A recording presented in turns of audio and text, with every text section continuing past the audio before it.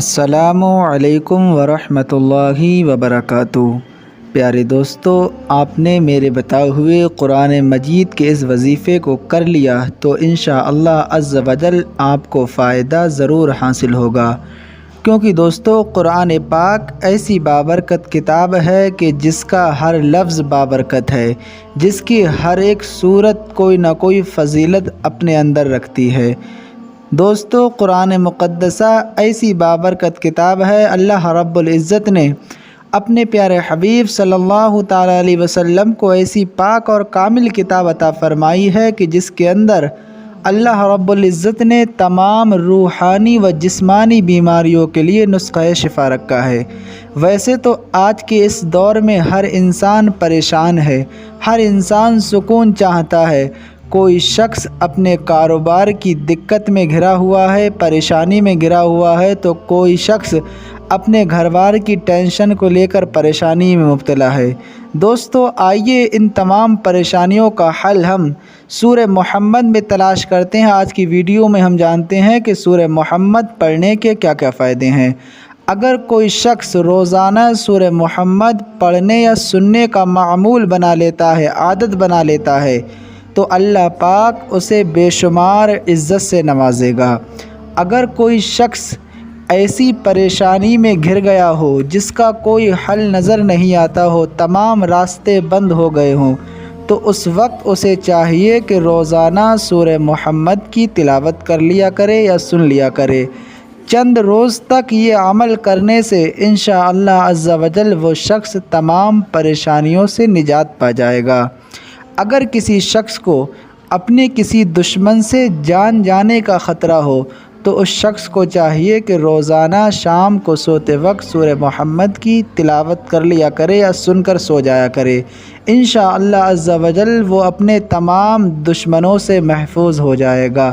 دوستو آپ اس بابرکت سورت کو اپنے گھر میں روزانہ سن لیا کرو یا اپنی دکان میں بھی سن لیا کرو۔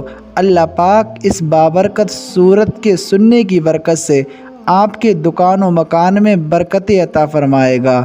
آئیے دوستو اسی بابرکت سورت یعنی سورہ محمد کو سن لیتے ہیں۔ اس سے پہلے آپ ہمارے چینل پر نئے ہیں تو ہمارے چینل کو لازمی سبسکرائب کر دیجئے گا اور کمنٹ میں ضرور اپنی رائے پیش کیجئے گا۔ اعوذ باللہ من الشیطان الرجیم، بسم اللہ الرحمن الرحیم۔ الذین کفروا وصدوا عن سبیل اللہ اضل اعمالهم والذین آمنوا وعملوا الصالحات وآمنوا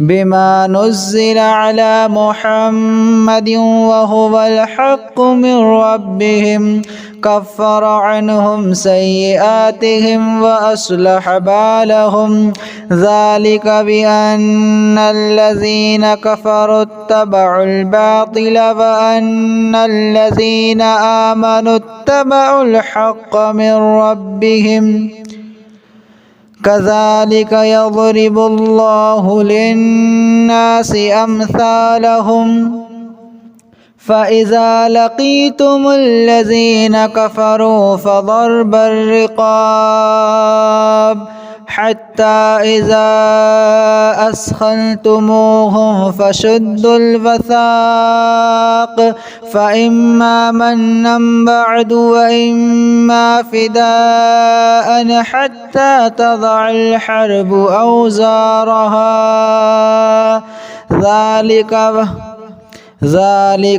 ذلك ولو يشاء الله لانتصر منهم ولكن ليبلو بعضكم ببعض والذين قتلوا في سبيل الله فلن يضل أعمالهم سيهديهم ويصلح بالهم ويدخلهم الجنة عرفها لهم.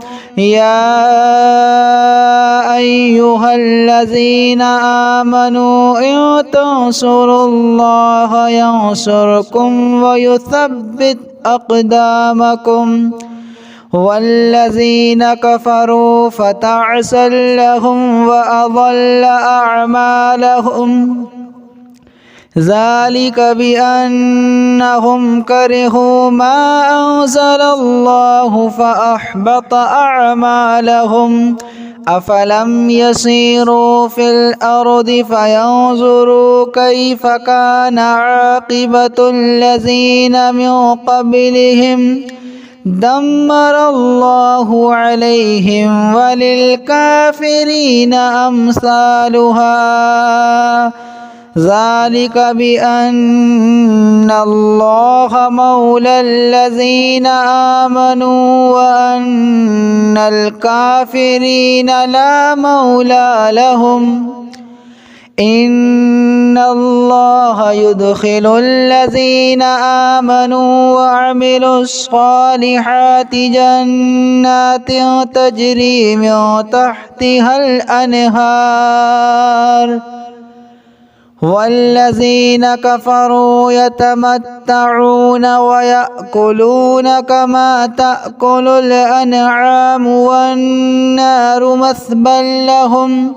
وكأي من قرية هي أشد قوة من قريتك التي أخرجتك أهلكناهم فلا ناصر لهم. أفمن كان على بينة من ربه كمن زين له سوء عمله واتبعوا أهواءهم. مثل الجنة التي وعد المتقون فيها أنهار من ماء غير ياس وأنهار من لبن لم يتغير طعمه وأنهار من خمر لذة للشاربين وأنهار من عسل مصفى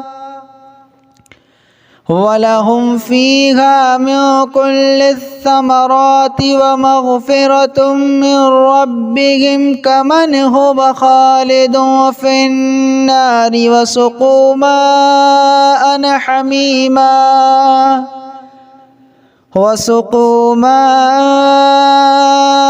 حميما فقطع أمعاءهم.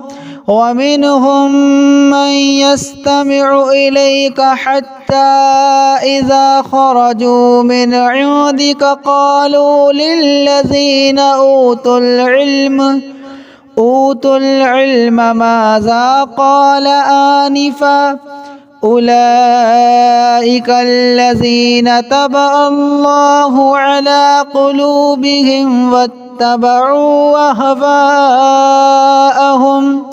والذين اهتدوا زادهم هدى وآتاهم تقواهم.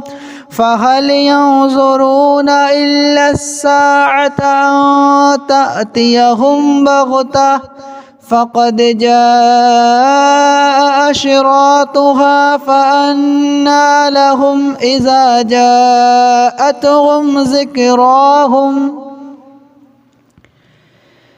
فاعلم أنه لا إله إلا الله واستغفر لذنبك وللمؤمنين والمؤمنات والله يعلم متقلبكم ومثواكم.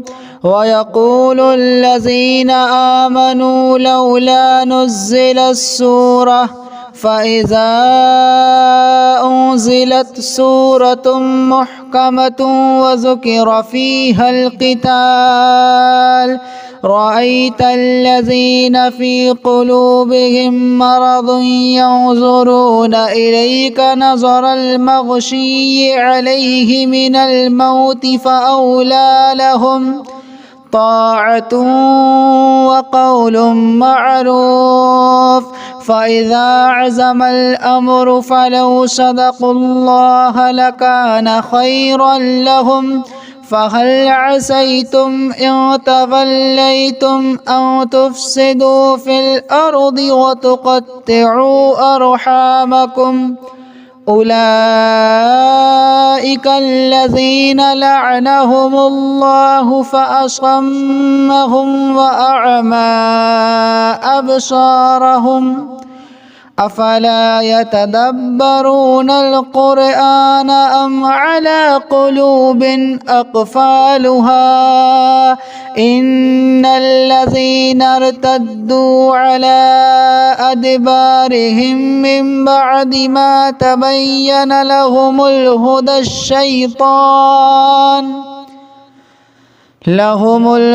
الشيطان سول لهم وأملى لهم.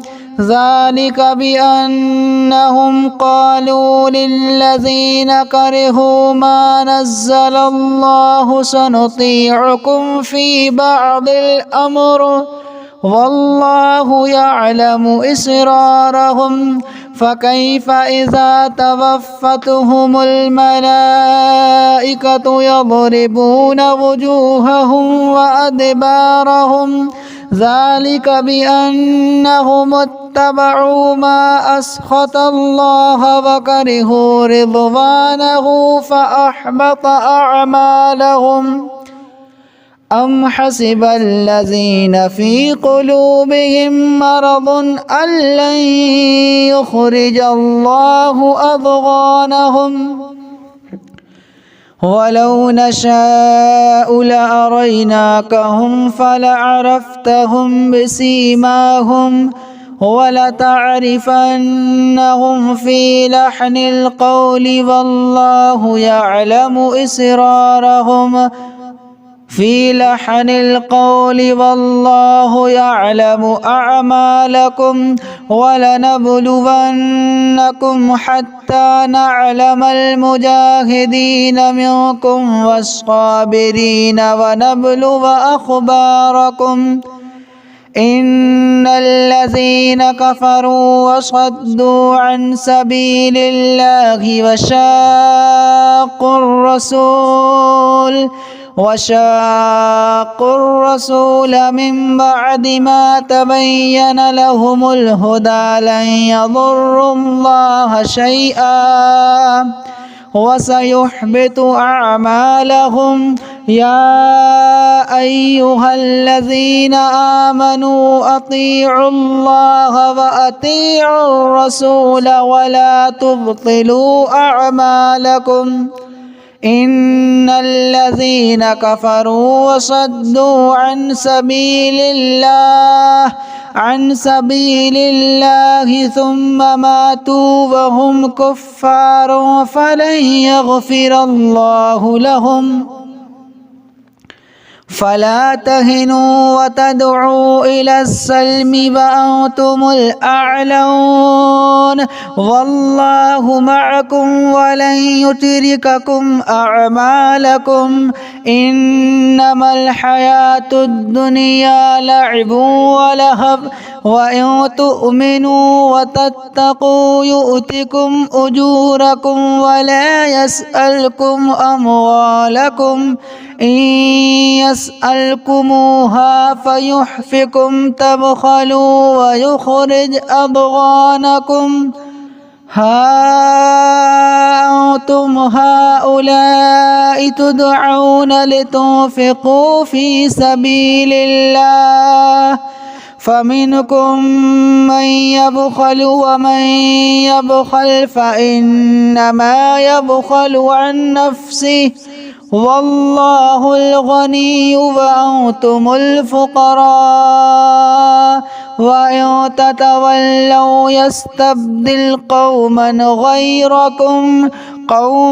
गैरकुम सुम्मा ला यकूनू अम्सालकुम।